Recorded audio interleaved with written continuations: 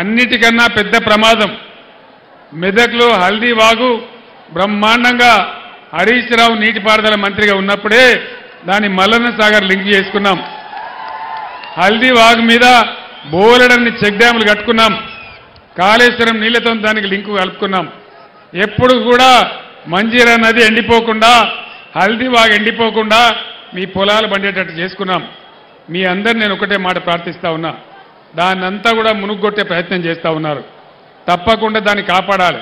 నరేంద్ర మోడీ ఏమో గోదావరి నదిని తీసుకుపోయి తమిళనాడుకు అప్పచెప్తా అని చెప్తా ఉన్నాడు.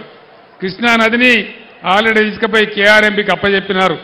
మన నదుల నీళ్లు కాపాడుకోవాలన్నా, మన రాష్ట్ర భవిష్యత్తు కాపాడుకోవాలన్నా, ఈ కాంగ్రెస్ గ్యారంటీలు అమలు చేయించాలన్నా, మన యొక్క తెలంగాణ ఆత్మగౌరవం కాపాడుకోవాలన్నా ఖచ్చితంగా ఇవాళ బీఆర్ఎస్ అభ్యర్థులే గెలవాల్సిన అవసరం ఉంది.